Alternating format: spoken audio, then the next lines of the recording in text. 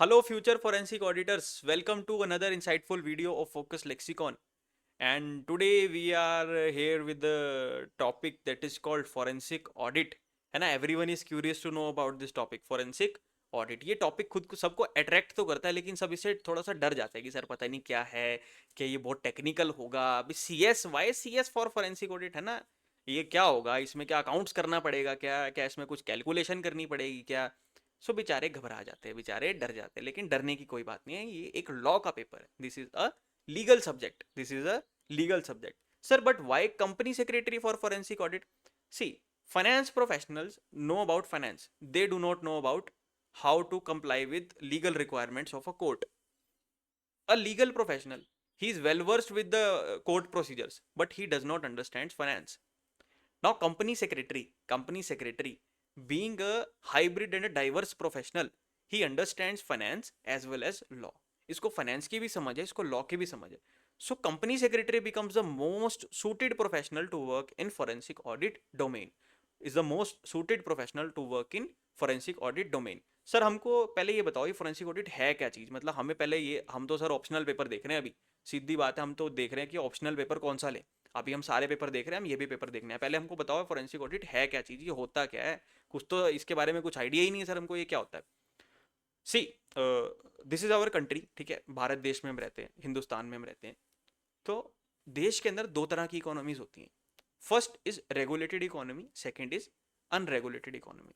Sir ये regulated economy क्या होती है. सर रेगुलेटेड इकोनॉमी होती है जितना भी रिपोर्टेड फाइलिंग्स है, जितने भी इंडिविजुअल टैक्स पेयर्स हैं, जितने भी हमारे स्मॉल मर्चेंट्स हैं, स्मॉल बिजनेसमैन हैं, जितने भी हमारी कॉर्पोरेट्स हैं, जितनी भी इनकम टैक्स की फाइलिंग्स करते हैं, जीएसटी की फाइलिंग्स करते हैं, आरओसी की फाइलिंग्स करते हैं, सेबी की फाइलिंग्स करते हैं, और भी जितनी तरह की रेगुलेटरी फाइलिंग्स करते हैं, इन सब फाइलिंग्स का जितना भी डाटा गवर्नमेंट के पास जाता है, that this is all called reported data. This is all called reported data. White money, white money क्या कहते हैं इसको, वाइट मनी, है ना, सारा कुछ ये आपके पास रिपोर्टेड डाटा है, इसको कहते हैं रेगुलेटेड इकोनॉमी. सेकंड इकोनॉमी कौन सी होती है सर. सेकंड इकोनॉमी होती है कैश इकोनॉमी. कौन सी इकोनॉमी होती है, कैश इकोनॉमी. मार्केट के अंदर कैश का सर्कुलेशन कितना है, मार्केट के अंदर कैश का सर्कुलेशन कितना है, कच्चे में सामान लोग कितना खरीद रहे हैं. तो अब फोरेंसिक ऑडिट बीच में कहाँ आता है सर. सर कोई कॉर्पोरेट है, कोई कॉर्पोरेट है जो हजारों करोड़ों का टर्नओवर करती है, जिसका हजारों करोड़ों का टर्नओवर है, सारे कंप्लाइंसेस, सारे कुछ सब कुछ कंप्लाइड है, ईच एंड एवरी कंप्लाइंस उसने कंप्लाई कर रखा है, सब कुछ कंप्लाइड है, कंपनी लॉ कंप्लाइड है, इनकम टैक्स लॉ कंप्लाइड है, जीएसटी लॉ कंप्लाइड है. लेकिन क्या वो जो डाटा फाइल कर रही है, क्या वो डाटा ठीक है. मेरा क्वेश्चन ही है. देखो लॉ का कंप्लाइंस है, आपने लॉ का कंप्लाइंस कर दिया, लेकिन क्या आपने एथिक्स को फॉलो किया है. एथिक्स मतलब मॉनेटरी टर्म्स के अंदर मैं बात कर रहा हूँ, कि आपने धांधली तो नहीं की है. धांधली कैसे पता लगती है सर, हजारों करोड़ों का टर्नओवर है और कंपनी फाइलिंग्स करती है लॉस की, कंपनी फाइलिंग्स करती है लॉस की, कि सर हमको यहाँ भी लॉस हो गया, यहाँ भी लॉस हो गया, नेगेटिव बैलेंस में कंपनी अपनी सारी की सारी रिटर्न्स फाइलिंग करती है. तो जितना भी रिपोर्टिंग डाटा रेगुलेटेड सेक्टर के अंदर इकट्ठा हो रहा है वो नेगेटिव में इकट्ठा हुआ. लेकिन यही कंपनी अनरेगुलेटेड इकोनॉमी के अंदर कैश में जाकर प्रॉपर्टीज पे प्रॉपर्टीज खरीदती है, प्रॉपर्टीज पे प्रॉपर्टीज खरीदती है. बहुत सारे फिक्टिशियस इसने शेयर होल्डर्स के अकाउंट बना रखे हैं, प्रॉपर्टीज वहां जाके ब्लैक मनी के अंदर प्रॉपर्टीज खरीदती है ना. प्रॉपर्टी थोड़े थोड़े पैसे उसमें वाइट देती है, बाकी सारे पैसे, ये ज्यादातर पैसे ब्लैक देती है. तो अब यहाँ पे से सर एक बहुत बड़ा ट्रिगर खड़ा हो जाता है, कि जो कंपनी हजारों करोड़ों का टर्नओवर जिसका है, लॉस की जो फाइलिंग कर रही है, जो कंपनी लॉस की फाइलिंग कर रही है, पर ये प्रॉपर्टी पे प्रॉपर्टी कैसे खरीद रही है, दे दनादन प्रॉपर्टी खरीद रही है, ऐसा कैसे हो रहा है, ऐसा कैसे हो रहा है, ऐसा कैसे हो रहा है. यहां पर रेगुलेटर्स को शक होता है कि कंपनी में दाल में कुछ तो काला है, दाल में कुछ तो काला है. रिपोर्टेड इनकम इनकी इतनी है, रिपोर्टेड इनकम इतनी है, एक्सपेंडिचर इतना कैसे हो गया, और लॉस में फाइलिंग कर रहे हैं, लॉस में फाइलिंग कर रहे हैं, और सरप्लस में जमीन खरीद रहे हैं. अरे भाई साहब ये कैसी इकोनॉमिक्स है. पर लेकिन सब कुछ कंप्लाइड था सर, बहुत अच्छा कंपनी सेक्रेटरी उन्होंने रखा हुआ था, सब कुछ कंप्लाइंस टाइम पे करता था, वो सारे एनुअल रिटर्न वगैरह, उसका उसका दिमाग सिर्फ यही था कि मैं कंप्लाई कर दूं सब कुछ, वो सारे लॉ कंप्लाई करके रखता था. पर उसने कभी ये नहीं चेक किया कि क्या कंपनी जो जो कंपनी के सोर्स ऑफ फंड्स हैं, क्या कंपनी इकोनॉमी के अंदर मिसमैच तो नहीं कर रही, क्या कंपनी कुछ धांधली वांधली तो नहीं कर रही.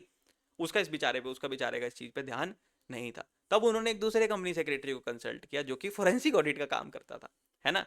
तो अब मैं आपको एक मिनट आपको दोबारा टॉपिक के ऊपर लेकर के आता हूँ. रेगुलेटर्स जो है फोरेंसिक ऑडिट पे आपको लेके आता हूँ कि फोरेंसिक ऑडिटर बीच में कैसे आया.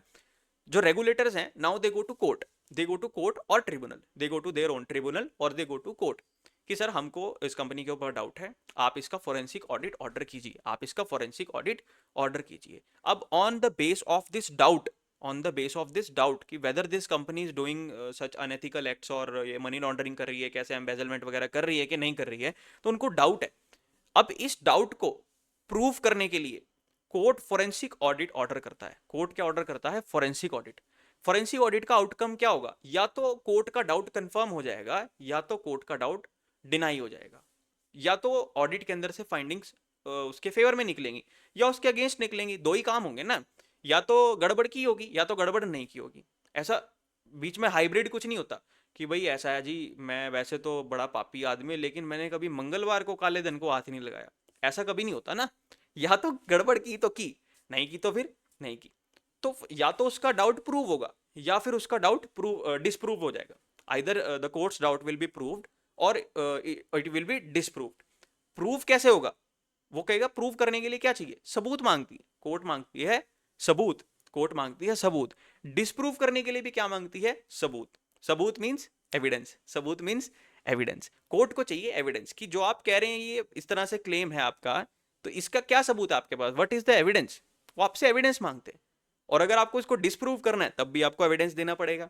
अब जितना आपका फाइनेंशियल डाटा है, क्या वो कोर्ट में एडमिसिबल एविडेंस है कि नहीं, क्या वो कोर्ट उसको एक्सेप्ट करेगी भी कि नहीं, ये काम है फोरेंसिक ऑडिटर का, है ना।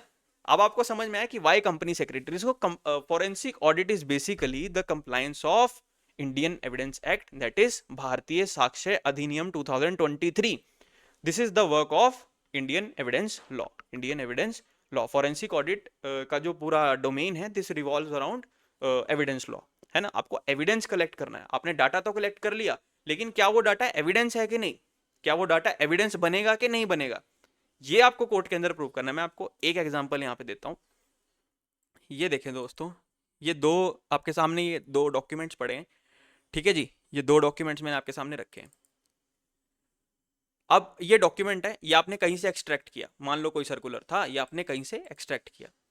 ये कोर्ट में अब आपको इसके ऊपर शक हुआ, आपको शक हुआ, आपने एक और डॉक्यूमेंट एक्सट्रैक्ट किया, ये रहा। ये दोनों बिल्कुल आइडेंटिकल दिखते हैं। मैं चाहूंगा आप जरा वीडियो को पॉज करें, आप वीडियो को पॉज करें और मेरे को बताएं सर इनमें से असली कौन सा है और इसमें से नकली कौन सा है। लो देखो, ध्यान से देखो इनको, मेरे को कमेंट बॉक्स में बताओ कि सर ये दो डॉक्यूमेंट्स हैं, इनमें से असली कौन सा है और इनमें से नकली कौन सा है ना। कोर्ट में एडमिसिबल एविडेंस तो प्रूव करोगे ना आप। देखो जो आपका स्टैट ऑडिटर था या जो भी आपके फाइनेंस प्रोफेशनल थे, जो भी आपके लीगल उन्होंने तो अपने आप को डॉक्यूमेंट बना के दे दिया। कंपनी की सब फाइलिंग हो चुकी है, सब अकाउंट्स क्लोज है, सब कुछ बन चुका है। देखो गड़बड़ हो चुकी है, घोटाला हो चुका है। फोरेंसिक ऑडिटर को बाद में अपॉइंट किया गया उसका रीजनिंग निकालने के लिए भी, घोटाला किस तरह से हुआ है इसका हमको प्रूफ चाहिए, इसका हमको प्रूफ चाहिए। तो मैं आपको एक छोटा सा एग्जांपल दे रहा हूँ, बहुत छोटा सा एग्जांपल है। जब हम फोरेंसिक ऑडिट की जो हम प्राइवेट क्लासेस करेंगे ना, उसमें हम एविडेंस को बिल्कुल छिन्न भिन्न करके पढ़ेंगे कि किस तरह से एविडेंस निकाला जाता है। वो हम आपको उसकी स्किल ट्रेनिंग के अंदर, वो हम आपको प्राइवेट सेशंस के अंदर देंगे।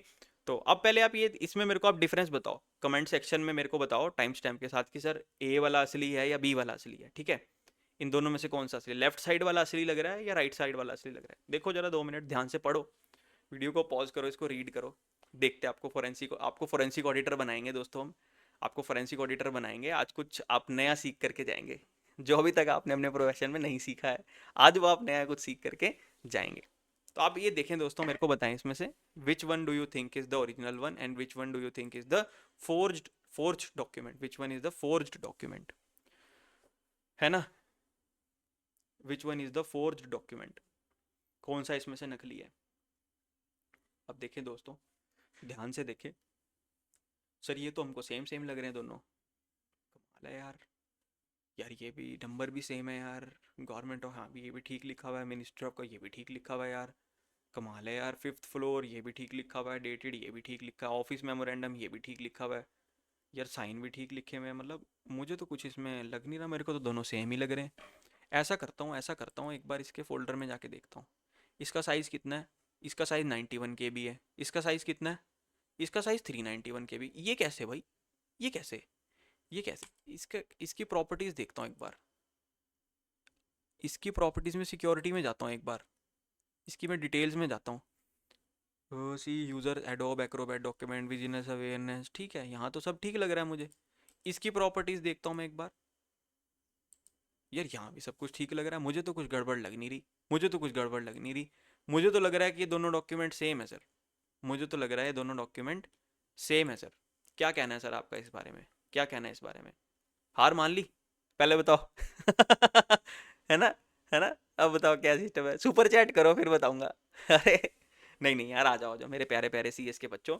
हम सुपर स्पेशलाइज जब करियर बनाते हैं तो हमको ये सब चीज़ें सीखनी बहुत ज़्यादा ज़रूरी है। ठीक है, हमारे प्रोफेशन का अब now the time is for future company secretaries.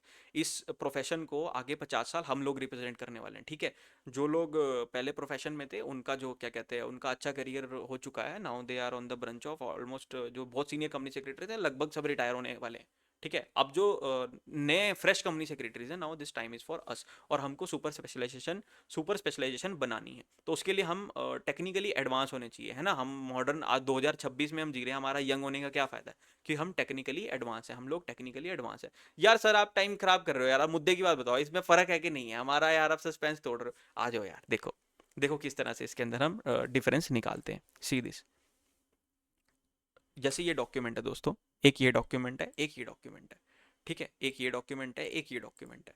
अब ये जो हमारा राइट साइड पे डॉक्यूमेंट है, मैं इसके यहाँ पर जाऊँगा, यहाँ जाऊँगा मैं इसके प्रॉपर्टीज़ के अंदर। प्रॉपर्टीज़ के अंदर जब मैं इसके जाता हूँ तो मुझे इसके अंदर ऑथर की डिटेल्स मिल जाती हैं। मुझे टाइटल, अनटाइटल, ऑथर है आकाशदीप, सो ये इसी पीसी के अंदर बना हुआ है। ये 26/2 को क्रिएट हुआ था, माइक्रोसॉफ्ट प्रिंट टू पीडीएफ से ये क्रिएट हुआ था। ठीक है, आपको ये इसकी ओनर, इसकी ओरिजिन की डिटेल्स मिल गई कि इसका ओरिजिन क्या है, इसका ओरिजिन क्या है, ये इसका पेज साइज है। ठीक है, अब इसको आप बंद करेंगे, अब इस पे आएंगे फाइल में, प्रॉपर्टीज़ के अंदर। तो अब इसका ओरिजिन क्या है दोस्तों? इसका ओरिजिन है क्रिएटेड ऑन 16/9/2025, सितंबर 2025 में ये क्रिएट हुआ था। HP smart document scan software से क्रिएट हुआ था, ओमनी पेज सीडी के K18 से क्रिएट हुआ था। ये इसका पेज साइज है। Now this is the original scanned document, this is the original scanned document, this is the original scanned document, vigilance awareness week, this is the original document. ये असली document है जो कि सरकार ने इशू किया हुआ है। लेकिन ये डॉक्यूमेंट फोर्ज्ड है, ये डॉक्यूमेंट फोर्ज्ड है जो कि किसी ने टेम्पर करके चेंज किया हुआ है, because this has change properties, है ना। ये मैं आपको बहुत बेसिक एग्जांपल दे रहा हूँ दोस्तों। जब हम एक्चुअल फॉरेंसिक ऑडिट करते हैं, चीज़ें इससे बहुत पार होती हैं। अभी मैं आपको एक बेस बनाने के लिए, एक स्टार्टिंग देने के लिए मैं आपको एक इसका बेसिक सा वो दे रहा हूँ कि इस तरह से आप चीज़ों को चेक करते हैं। आपको बाल की खाल के आपको बिल्कुल जड़ से उखाड़ के फेंकना है सर सब कुछ। ठीक है ना, आपको बिल्कुल अंदर तक, तह तक जाके आना है। अगर आपको कोई कहे ना कि गले में हाथ डाल, तो लीवर तक हाथ डालना है, ऐसा सिस्टम है। ठीक है, ऐसा सिस्टम होता है इसके अंदर। एंड तो आई होप ये आपको एक्सरसाइज मज़ेदार लगी होगी, है ना। तो आप यहाँ से इस तरह से चेक करें, बहुत बेसिक सा एक एग्जांपल है, बट जब हम फोरेंसिक ऑडिट करते हैं तो उसके अंदर हमको स्पेशलिस्ट टूल्स होते हैं, बहुत सारे टूल्स होते हैं उस डॉक्यूमेंट की ऑथेंटिसिटी को वेरीफाई करने के लिए। वो सब आप जिस भी कंपनी के अंदर जाएंगे, उनका जो भी उनका क्लाउड सर्वर रहता है, जहाँ पर भी वो डॉक्यूमेंट सेव करते हैं, वो आप वहाँ के टेक्निकल टीम के साथ डिस्कस करके वो आप वहाँ पे निकाल पाएंगे। ठीक है, इसके अंदर आपको बहुत टेंशन लेने की जरूरत नहीं है सर, अपन को तो इतना कंप्यूटर वम्प्यूटर नहीं है जमता है, ऐसा कुछ नहीं है यार। आपको सिर्फ एविडेंस एक्ट जमना चाहिए, आपको सिर्फ एविडेंस एक्ट जमना चाहिए, whether this is an admissible evidence और नॉट। अब ये जो मैंने आपको दोनों की प्रॉपर्टीज दिखाई, ये एविडेंस है sir. This is what is required in evidence. Evidence है सर, यही तो एविडेंस है ना। यही तो आपको मुद्दे की बात तो निकाली आपने, ये कागज देखने में तो सेम थे, ये कागज दोनों देखने में सेम लग रहे हैं सर। इसको कोर्ट में ले जाके रख दूंगा, कोर्ट कहता है आप क्या प्रूव करना चाहते हो, क्या प्रूव करना चाहते हो, पॉइंट क्या आपके पास। लेकिन हमारे पास पॉइंट है कि sir this is the original document, this is the original scanned document, we have authenticated it, this was issued by the government, this was issued by the government है। ये इसका पीडीएफ का प्रोड्यूसर है, आप इसके producer की अगर check करेंगे तो ये वहीं से इनका ओरिजिनल सोर्स निकल के आएगा। लेकिन अगर हम इस डॉक्यूमेंट की बात करते हैं तो इस डॉक्यूमेंट का ऑथर है आकाशदीप, और ये जो है 26 फरवरी को ये क्रिएट किया गया है, और ये माइक्रोसॉफ्ट प्रिंट टू पीडीएफ से बना है। तो ये डॉक्यूमेंट जो हमारा टेम्पर्ड है। अब सर आपकी बात में रीजनिंग है, कोर्ट यहाँ पर आपके लिए ताली बजा सकता है।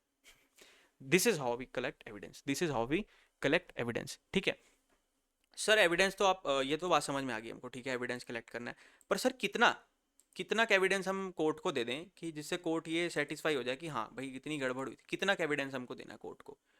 मतलब एविडेंस की कोई रेंज तो होगी ना, कि आपको फ्रॉड प्रूफ करने के लिए कितना एविडेंस देना है। एक एक 1% एविडेंस देना है, 2% एविडेंस देना है, कितना आपको एविडेंस देना है? एविडेंस की भी एक लिमिट होगी। कुछ फ्रॉड हुआ है उसको प्रूफ करने के लिए आप एविडेंस का एक क्वांटिटी तो रखेंगे ना, कि इतने एविडेंस से कोर्ट सेटिस्फाई हो जाएगा। इतना एविडेंस मान के कोर्ट सेटिस्फाई हो जाएगा। इसके लिए हमको इसके अंदर स्टडी करना पड़ता है भारतीय साक्ष्य अधिनियम। तो मैं आपको किसी भी सेक्शन या कंसेप्ट में ले जाने से पहले मैं आपको एक छोटा सा इसका ब्रीफ ओवरव्यू देना चाहूंगा कि कितना कितना एविडेंस प्रूव करना होता है, how much evidence to prove the case, how much evidence to prove the case. तो दोस्तों दो तरह के हमारे केसेस रहते हैं, सिविल केस और क्रिमिनल केस। जो हमारा सिविल केस होता है उसमें mere preponderance of evidence is enough, ठीक है। उसके अंदर आपके फैक्ट्स और एविडेंस, आपका अगर एविडेंस का वेट ज्यादा है तो आपका सिविल केस आपकी तरफ भारी है, आपका सिविल केस एविडेंस पे भारी है। उसमें आपका फैक्ट से ज्यादा अगर आपने एविडेंस प्रोड्यूस कर दिया तो आप सिविल केस उसके अंदर जीत जाते हैं। लेकिन अगर क्रिमिनल केस है, case must be proved beyond reasonable doubt, beyond reasonable doubt. आपको मतलब उसकी ऑथेंटिसिटी, उसकी सोर्स क्रिएशन, ये सब कुछ आपको प्रूव करना पड़ेगा बियॉन्ड रीजनेबल डाउट। सिर्फ आपको ये दो डॉक्यूमेंट नहीं देने भी, एक फोर्ज था एक असली था, वो फोर्ज क्यों था, वो फोर्ज कैसे हुआ, वो फोर्ज किस डेट को हुआ, उसका सोर्स का क्या आपके पास प्रूफ है। You have to prove it beyond the reasonable doubt, beyond the reasonable doubt. और जितने भी हमारे कॉर्पोरेट फ्रॉड्स होते हैं, व्हाइट कॉलर क्राइम्स होते हैं, frauds, embezzlements, these all are criminal, these all are of criminal nature. Financial frauds जितने भी होते हैं, these are all of criminal nature.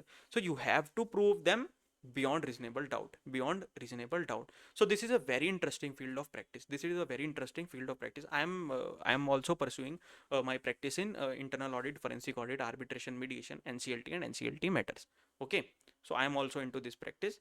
तो ये बहुत ही दोस्तों एक इंटरेस्टिंग फील्ड है। इसके अंदर जिस भी बच्चे का दिमाग थोड़ा, उसको लगता है कि मैं थोड़ा क्रिएटिव काम करना चाहता हूँ, थोड़ा टेक्निकल काम करना चाहता हूँ, थोड़ा स्टैंड आउट काम करना चाहता हूँ, तो this is one of the most interesting areas of practice. This will give you so much reputation in the market. अब सर रेपुटेशन कैसे, बिकॉज सी आप डील किससे कर रहे हैं। If you are a company secretary of a private company और a public और even a listed company, है ना, who are the owners, they are private business, they are private businessman, they are private businessmen. Your reporting authority is businessman, your reporting authority is a businessman. Okay, businessman has economic stake but businessman does not have a social state. हाँ, उसका social stake इतना बड़ा नहीं होता, उसका economic stake बहुत बड़ा होता है। लेकिन जब आप फोरेंसिक ऑडिट में बात करते हैं, फोरेंसिक ऑडिट में to whom you are dealing with, you are dealing with ministries, you are on the side of ministry. आप मिनिस्ट्री की साइड पे, आप उनकी साइड पे नहीं है। बिजनेसमैन के ऊपर तो आप ऑडिट कर रहे हैं, है ना। You are authority superior than businessman, you are authority superior than businessman. If you are in a company working as a company secretary in a company, so you are authority lower than the businessman. Okay, ये आपको समझना पड़ेगा, आपकी hierarchy उनसे लो रहेगी क्योंकि business owner वो है।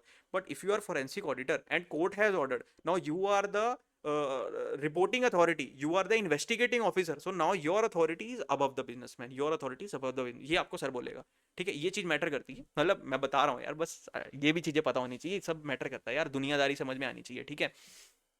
Now whom you are dealing with, you are dealing with ministries. Who are sitting in ministry? Bureaucrats. You are dealing with bureaucrats. Now देखो ना, आपका access of network, access to the network, you are dealing with bureaucrats, you are dealing with judges, you are dealing with lawyers, you are dealing with investigating agencies, RBI, sorry CBI, है ना, ED, इनके साथ आप deal कर रहे हैं, vigilance के साथ आप डील कर रहे हैं, इन सब के साथ आप डील करने वाले हैं। जब आप इन सब के साथ डील करेंगे, now imagine the level of professional, आपकी प्रोफेशनल पोजीशनिंग क्या होगी। समय लगता है इसके अंदर एस्टेब्लिश होने में, but once you are established, then you are only, then you are on another domain of the your career, है ना। आप एक अलग डोमेन के अंदर खुद को एस्टेब्लिश कर देते हैं।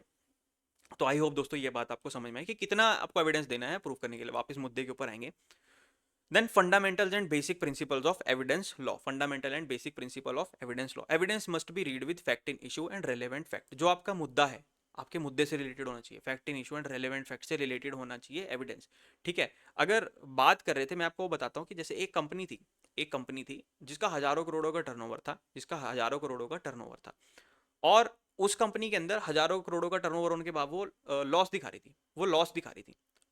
थी, और प्रॉपर्टीज परचेज कर रही थी कैश के अंदर, अब जो आप अपना एविडेंस देंगे, वो आप अपना एविडेंस देंगे कि ये कैश सर्कुलेशन किस तरह घुमा रही है, आप उसकी रिपोर्टेड फाइलिंग्स का एविडेंस नहीं देंगे। आप वो नहीं देंगे कि हाँ ठीक है, रिपोर्टेड फाइलिंग का एविडेंस तो है, लेकिन जो आपको प्रूव करने के लिए कहा गया है कि ये कैश सर्कुलेशन किस तरह से कर रही है, तो आप उसको सर्कुलेशन का एविडेंस देंगे।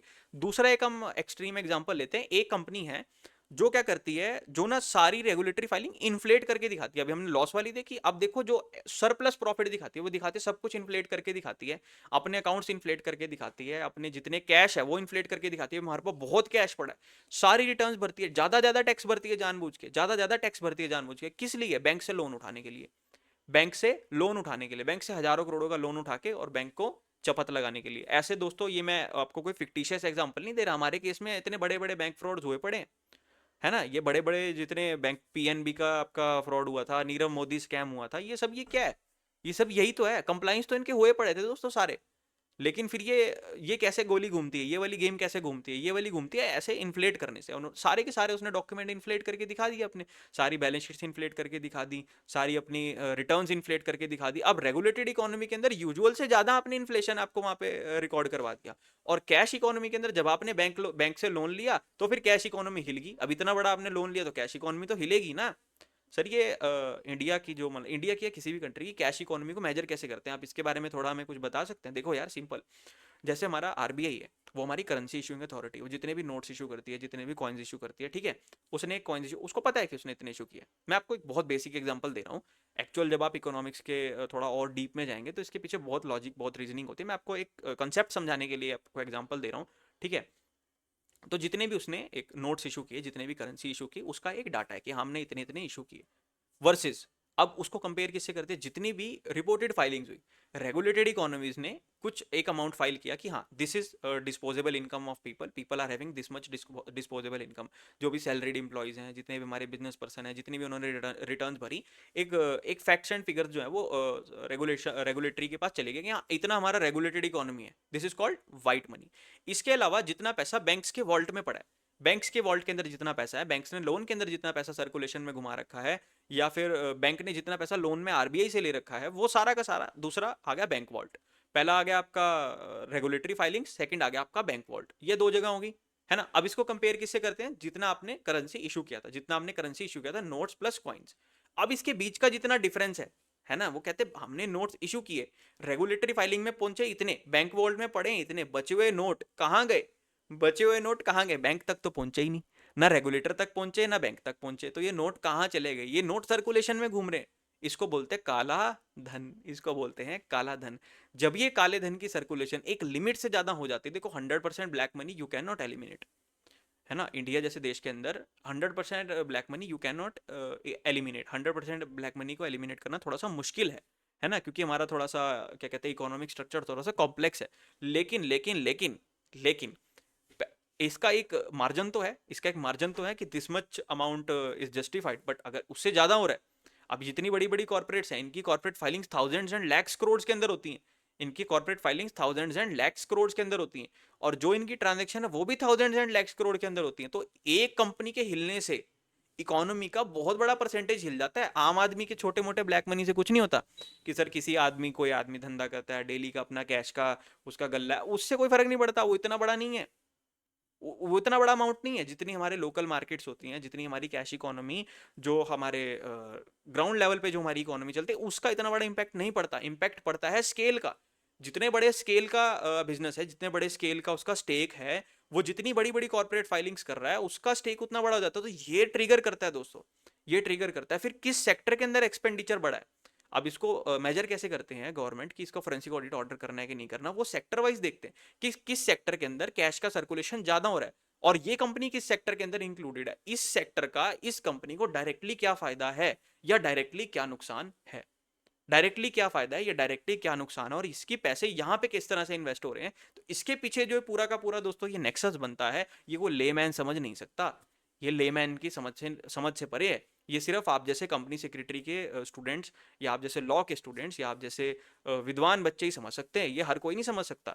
यही समझने के लिए हम फोरेंसिक ऑडिट को पढ़ रहे हैं। वापस आएंगे अपने टॉपिक के ऊपर, evidence must B read with fact in issue, relevant fact, मुद्दे की बात होनी चाहिए, मुद्दे की बात होनी चाहिए, है ना। जैसे हमने बात की कि उसने इन्फ्लेटेड अपने अकाउंट्स दिखा रखे थे, इन्फ्लेटेड, उसने सारी की सारी रिटर्न्स इन्फ्लेटेड किए हुए थे।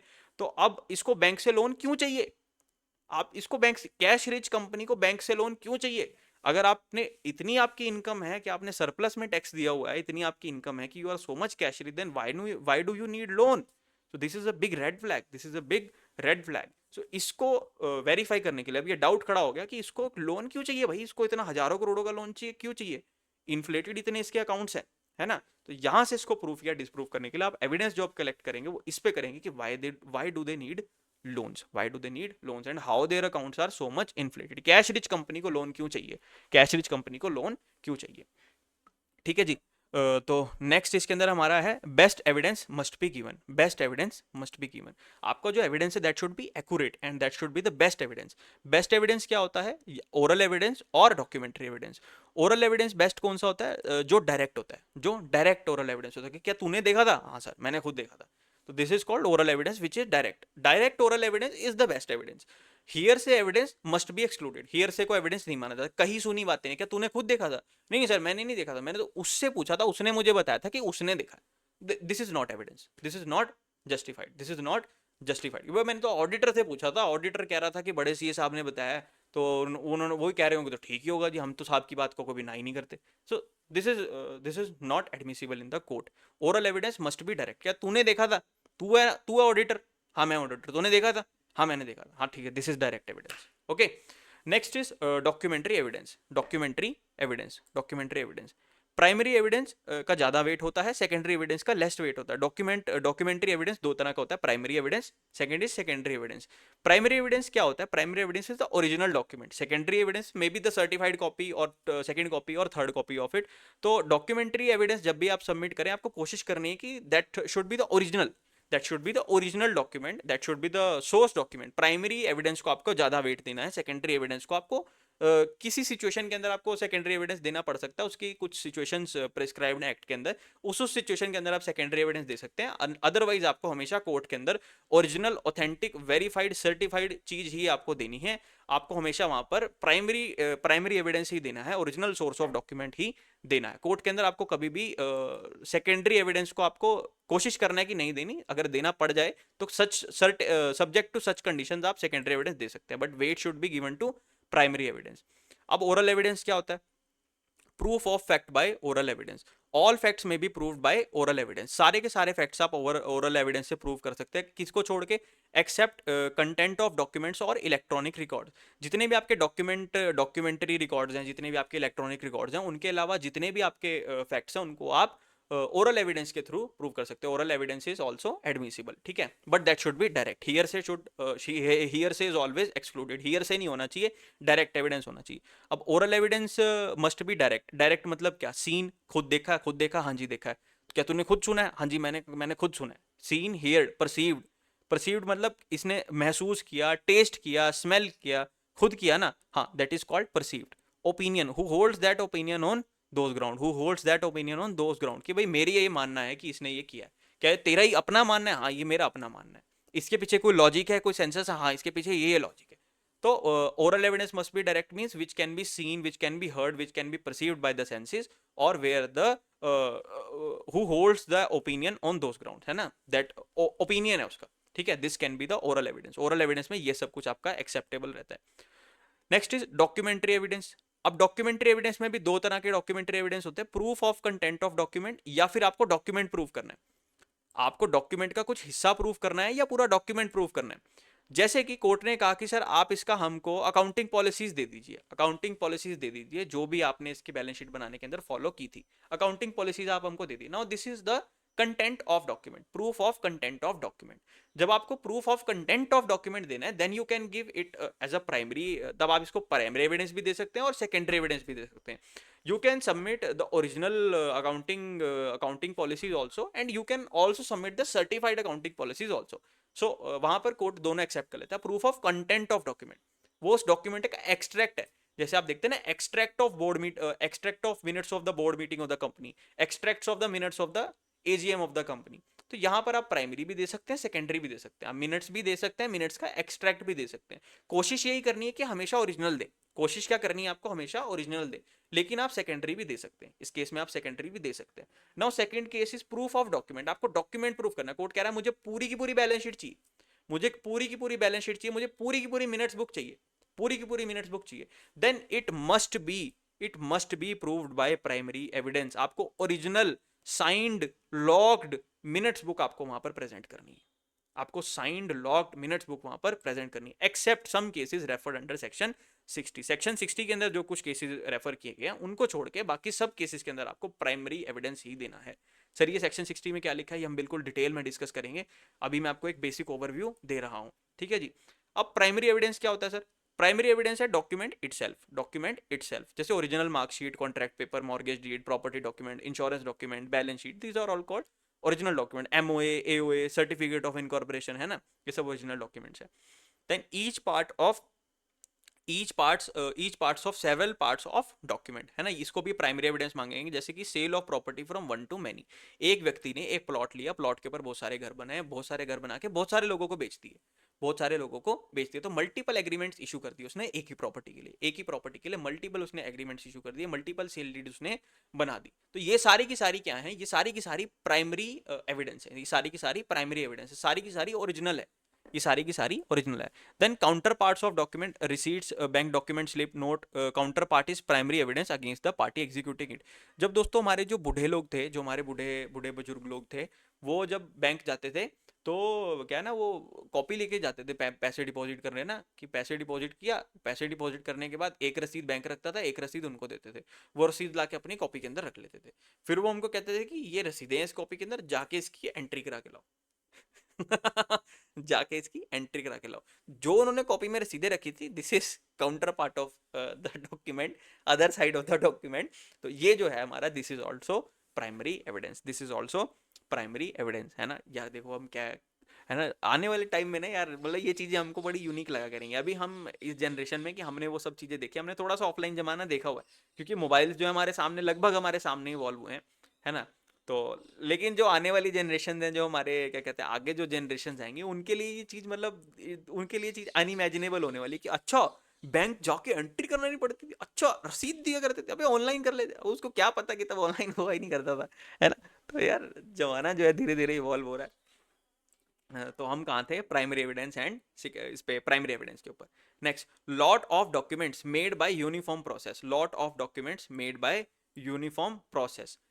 न्यूज़पेपर बने आपने, एक ही प्रेस के से आपके न्यूज़पेपर बन के निकले हैं, देन फोटोज अगर आपने बनाई, देन पैम्फलेट्स अगर आपने बनाए, तो ये सब आपके क्या है, ये सब आपके प्राइमरी, ये सब आपके प्राइमरी एविडेंस है ना। Each copy is primary evidence against each other, जितने भी उस लॉट में से न्यूज़पेपर निकले हैं, they are primary evidence against each other except the original document. उस न्यूज़पेपर का एक ओरिजिनल डॉक्यूमेंट होगा, दैट इज प्राइमरी डॉक्यूमेंट, वो प्राइमरी एविडेंस अलग से, ये कॉपी एक दूसरे का प्राइमरी एविडेंस है, ओरिजिनल का प्राइमरी एविडेंस नहीं है, इसको भी प्राइमरी एविडेंस कंसीडर कर सकते हैं। जैसे फोटोज बनाई आपने, पासपोर्ट साइज फोटोज बनाते हैं, किसी और तरह के अगर आप फोटोज या पैम्फलेट्स बनाते हैं, तो these all are your primary evidence. कोई पैम्फलेट्स बनाए, कोई बुक्स बनाई आपने, तो दीज आर ऑल योर, जो लॉट के अंदर निकलते हैं, these are all also primary evidence, हर एक कॉपी उसके अंदर प्राइमरी एविडेंस है। Now secondary evidence, secondary evidence क्या होता है दोस्तों, certified copy of original documents, है ना, आप देते हैं ना certified, this is the certified resolution, certified board resolution है ना, certified true copy of board resolution, तो that is certified copy of original document, certified copies out of original documents using a mechanical process, certified copies out of original document using a mechanical process. जैसे आपके पास driving licence है, अगर आपके पास driving licence है, तो driving licence is your original document, this is primary evidence. आपने DigiLocker पे अपना डिजिटल ड्राइविंग लाइसेंस डाउनलोड किया, डिजिटल ड्राइविंग लाइसेंस डाउनलोड किया, उसके आपने 4-5 कॉपीज प्रिंट मार ली, तो this is secondary evidence, this is secondary evidence, this is called secondary evidence. आपने मैकेनिकल प्रोसेस से उसका एक सेकेंडरी कॉपी, आपने उसकी 3-4 कॉपीज निकाल के रख ली, this is called secondary evidence. जो आपके पास आपका ड्राइविंग लाइसेंस है, that is your primary evidence, है ना। Then copies created from or compared with the original documents, copies created from or compared with the original documents, ठीक है, कि ओरिजिनल डॉक्यूमेंट की जो फोटो स्टेट है, जो उसकी जो नकली कॉपी है, उसको आप सेकेंडरी एविडेंस बोल सकते हैं, कि मैंने इसकी फ़ोन में फ़ोटो ले ली थी सर, ओरिजिनल डॉक्यूमेंट तो उन्होंने मुझे लेने नहीं दिया, मैंने इसकी फ़ोन में फ़ोटो ले ली थी, this is also called secondary evidence, this is not the source document, है ना। तो ये भी कि सब्जेक्ट टू सच कंडीशन आप सेकेंडरी एविडेंस दे सकते हैं, लेकिन हमेशा आपको प्राइमरी एविडेंस ही देना है। कुछ कुछ कंडीशन में आप दे सकते हैं, वो कंडीशन हम डिस्कस करेंगे जब हम सेक्शन नंबर 60 के ऊपर आएंगे, ठीक है।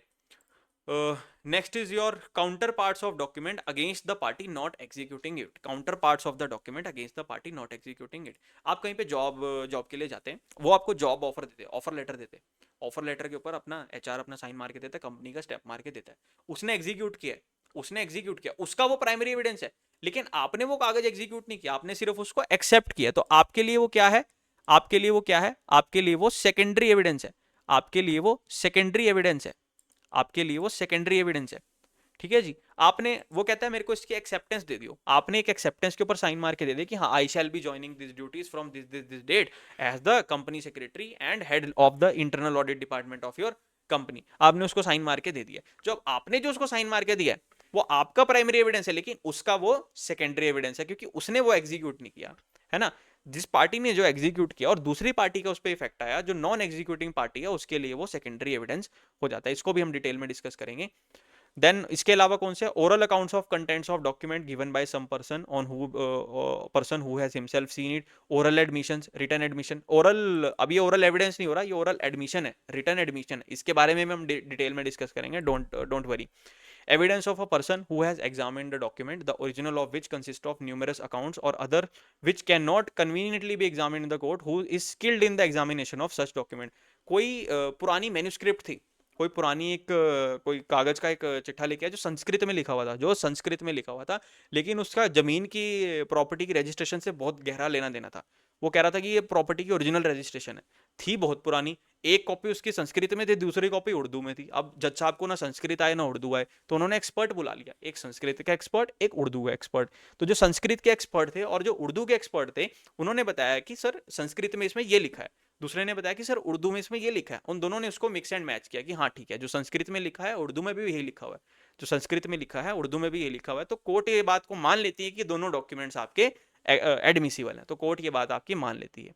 जहां पर एक एक्सपर्ट के ओपिनियन की नीड पड़ती है, जो क्या कहते हैं कोर्ट जिस काम को नहीं कर सकती, उसके लिए वो उस एविडेंस के लिए उस एक्सपर्ट को बुला लेती है, तब उस एविडेंस को वो रेलेवेंट और एडमिसिबल कंसीडर कर लेती है, उसको रेलेवेंट एंड एडमिसिबल कंसीडर कर लेते हैं। तो आई होप दोस्तों आपको एक छोटी सी क्लैरिटी हुई होगी कि एक्चुअल में फॉरेंसिक ऑडिट में आप क्या काम करते हैं। आपको एविडेंस देना है, आपको यूजेबल एविडेंस देना है, आपको यूजेबल एविडेंस देना है।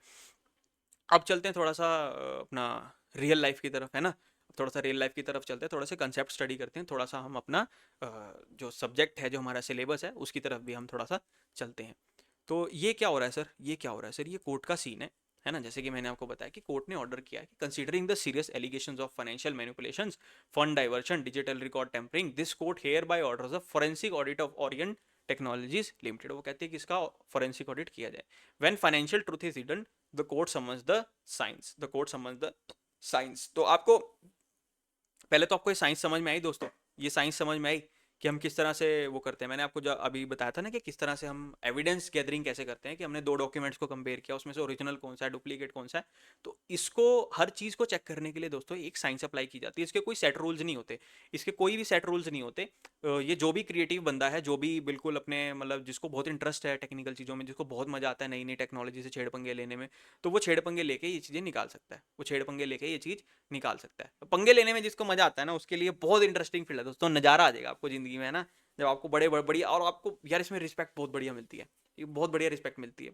इसमें रिस्पेक्ट ज़्यादा क्यों मिलती है, क्योंकि देखो जो हमारा जो स्टैट ऑडिट है, जो स्टैट ऑडिटर है, सेक्रेटरियल ऑडिटर है, कोस्ट ऑडिटर है, ये जो है ना, ये लॉ की रिक्वायरमेंट को फुलफिल करते हैं। ये सिर्फ अपना ओपिनियन दे सकते हैं। अगर इनको कंपनी में कुछ गड़बड़ लगे ना, कहते हैं कि सर हमारा ओपिनियन नहीं है, अभी कंपनी में गड़बड़ है, इसको ठीक किया जाए, हमारा तो क्वालिफाइड ओपिनियन है। ये ज़्यादा से ज़्यादा अपना ओपिनियन दे सकते हैं, ये डायरेक्शन नहीं इशू कर सकते कि आपको ये करना है, आपको ये नहीं करना, आपको ये मुझे ला के दो। और वहाँ पे उसको कंपनी उसको मना भी कर देती है, उसको मना भी कर सकते हैं कि सर हम ये आपको नहीं देते। जब वो उसको नहीं देते, वो क्वालिफाइड ओपिनियन देता है, बात खत्म, पैसे लेके अपने घर पे। लेकिन फॉरेंसिक ऑडिट ये एक अथॉरिटेटिव ऑडिट है। आप इन्वेस्टिगेटिंग ऑफिसर हैं, आप इन्वेस्टिगेटिंग ऑफिसर, आप ऑर्डर कर सकते हैं सामने वाले को भी मुझे ये कागज दे। अगर वो कागज आपको नहीं देगा, then he is doing contempt of court. नहीं, कोर्ट के ऑर्डर का क्या कहते हैं, कोर्ट के ऑर्डर का, हाँ कंटेम्प्ट ही तो कर रहा है, is doing contempt of court. Court के ऑर्डर को फॉलो नहीं कर रहा, कोर्ट ने कहा है फॉरेंसिक ऑडिट करने के लिए, तो आपके पास कोर्ट की पावर्स, कोर्ट ने आपको पावर्स दी हैं, you are backed up by the court's power, है ना। आप कोर्ट की तरफ से जाके इन्वेस्टिगेट कर रहे हैं, आप कोर्ट की तरफ से जाकर के इन्वेस्टिगेट कर रहे हैं, तो वो आपको रिफ्यूज नहीं कर सकता। आपकी अथॉरिटेटिव पावर होती है, आपके पास इन्वेस्टिगेटिव पावर होती है। तो इसी तरह से इस केस के अंदर भी हम चलते हैं वापस अपने केस की तरफ। तो इस केस के अंदर भी क्या हुआ, इस केस के अंदर कोर्ट ने ऑर्डर किया फॉरेंसिक ऑडिट ओरियन लिमिटेड का, है ना। When financial truth hidden the court summons the science. अब इन्होंने हायर किया एक फॉरेंसिक ऑडिट फर्म को, एक फॉरेंसिक ऑडिट फर्म को, ये जो हमारी मैम है, इनका नाम है miss Anaya Rao, miss Anaya Rao. Now she is a forensic auditor, she is a company secretary, qualified company secretary, a law graduate, and she is currently she is having her forensic audit firm. ये इनकी form है अस्त्रा forensics LLP. ये investigation का काम करते हैं, ये investigation का काम करते हैं. ठीक है, मैम ने अपने सुपर स्पेशलाइजेशन के अपना करियर बनाया और आप ये इन्वेस्टिगेशन का काम करते हैं. तो इनकी इंटर्न आती है कि ma'am High Court has officially appointed us. तो मैम कहते हैं ठीक है, good thing, this is not just accounting, this is evidence gathering. तो अपनी इंटर्न को बताती है कि भाई देखो देख, इसमें हमको सिर्फ अकाउंटिंग नहीं करनी, एविडेंस गैदरिंग करनी है. Every document we extract must survive judicial scrutiny.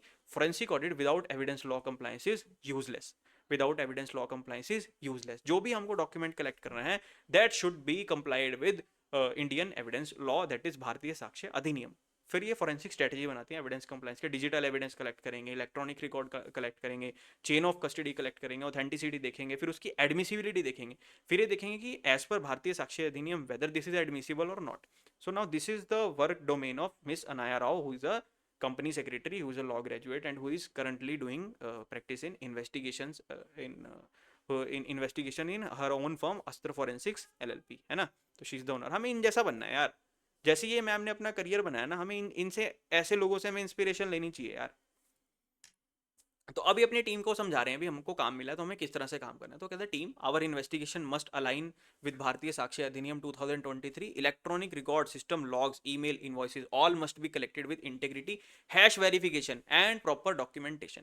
If evidence is not legally admissible, it can not support prosecution summary. ठीक है, हर एक डॉक्यूमेंट जो आप लें वो वेरीफाइड हो, उसका आपने हर चीज उसका हैश वेरिफिकेशन किया हो, है ना, प्रॉपर उसकी डॉक्यूमेंटेशन हो. अब ये जो दोस्तों बता रहे हैं ना कि email, logs, email, hash verification, ये सब भी आप जब क्या कहते हैं, ये साइबर फोरेंसिक्स के चैप्टर में आप पढ़ेंगे. जब भी आप किसी कंपनी के अंदर जाते हैं ना, तो उनका जो डाटा सर्वर रूम होता है, जो उनका डाटा सर्वर रूम होता है, उसके अंदर आपको इस सब चीज़ों का एक्सेस मिल जाएगा. तो वहाँ से आप इसको बहुत आसानी से कर पाएंगे. इसमें कुछ बहुत मुश्किल नहीं होता, इसमें कुछ बहुत मुश्किल नहीं होता. जस्ट आपको जा जाके सब कुछ चेक करना रहता है. वो आपको बेसिक अंडरस्टैंडिंग से समझ में आ जाएगा. जैसे अभी आपने दोनों डॉक्यूमेंट्स के बीच में कौन सा असली है कौन सा नकली है 1 मिनट में समझ लिया था जब हम उसकी प्रॉपर्टीज में गए थे.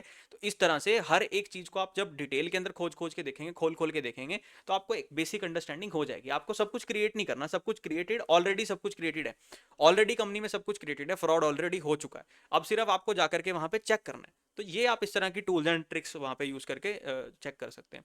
सो वो कहते हैं कि so forensic audit must mirror evidence law. बिल्कुल exactly, forensic process must mirror evidence law. Evidence law के साथ कंप्लाइड होना चाहिए हमारा फोरेंसिक का सारा प्रोसीजर.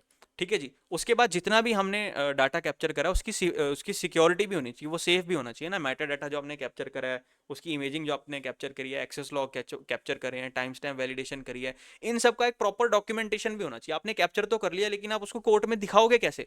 आप कोर्ट में कैसे दिखाओगे? क्या वहां पे आप पूरा डाटा सर्वर रूम लेके जाओगे? नहीं सर, आप वहां पे नहीं लेके जा सकते. तो आपको अपने रिकॉर्ड भी इसी तरह से प्रिपेयर करने हैं, जहां पे आपको उन एविडेंस के जो पिक्चर्स हैं वो सब कलेक्ट करने हैं, वो सब आपको रखने हैं.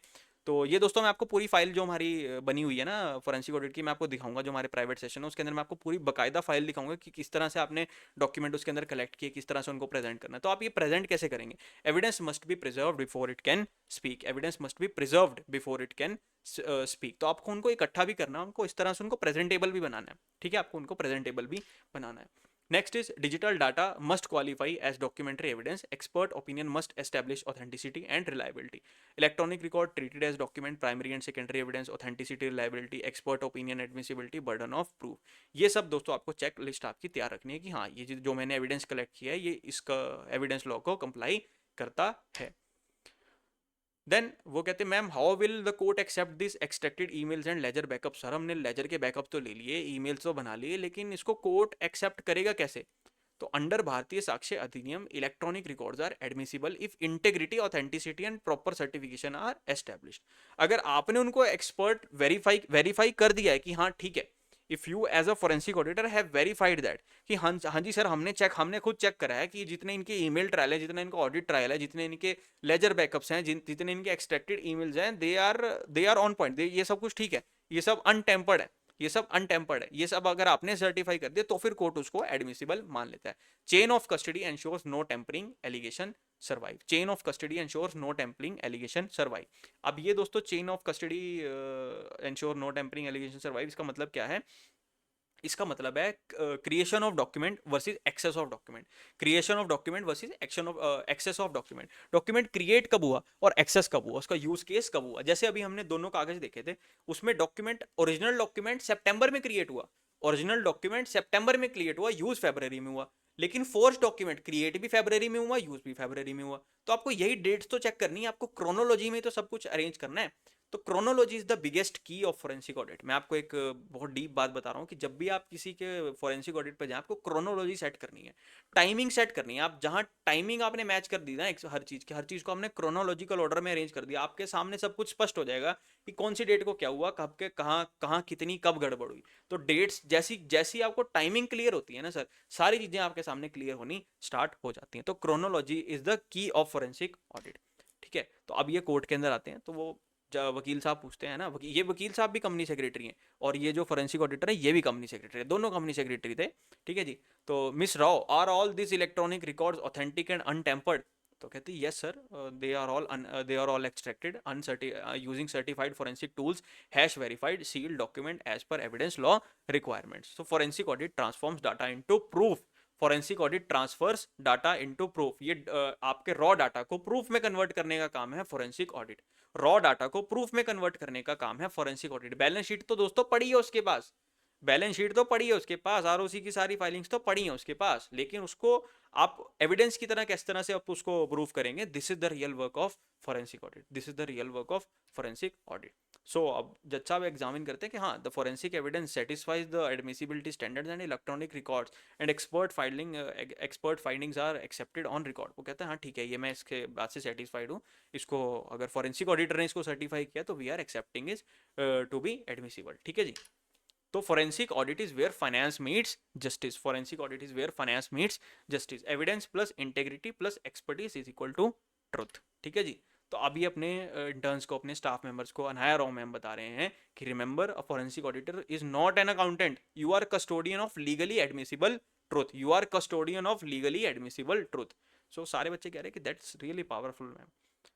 तो अब मैम ने अपनी असरा फोरेंसिक्स जो है वो अपनी एस्टेब्लिश की हुई है and she is having a great future and great career. और वो छोटा सा उन्होंने नीचे फोकस लेक्सिकॉन लिख दिया, वो अपने छोटे से टीचर को भी याद कर लेते हैं कभी कभी, तो वो भी थोड़ा कभी कभी कॉन्टैक्ट में रहते हैं। तो अच्छी बात है यार, कल को आप बड़ी बड़ी जगह पे कंपनी सेक्रेटरी बने, बड़ी बड़ी जगह पे आप फॉरेंसिक ऑडिट जैसे स्पेशलाइज्ड फील्ड करें, बड़ी बड़ी कंपनी के इंटरनल ऑडिट बने, आर्बिट्रेटर बने, मीडिएटर बने, तो दोस्तों सबसे ज़्यादा खुशी किसको होगी? मुझे होगी। तो सबसे ज़्यादा खुशी किसको होगी? मुझे होगी। तो आपने अपने इस छोटे से टीचर को, अपने छोटे से भाई को याद रखना है यार। ठीक है। तो हम मतलब यार एक ऐसा मेरे मन में एक ऐसा मिशन है कि हमें अपने प्रोफेशन की रिस्पेक्ट बनानी है, अपने अपने प्रोफेशन को एक नया डोमेन देंगे यार हम। जो हम यंग कंपनी सेक्रेटरीज हैं, हम इस प्रोफेशन को एक नई डायरेक्शन के अंदर लेके जाएंगे, नए एवेन्यूज हमें ओपन करने हैं।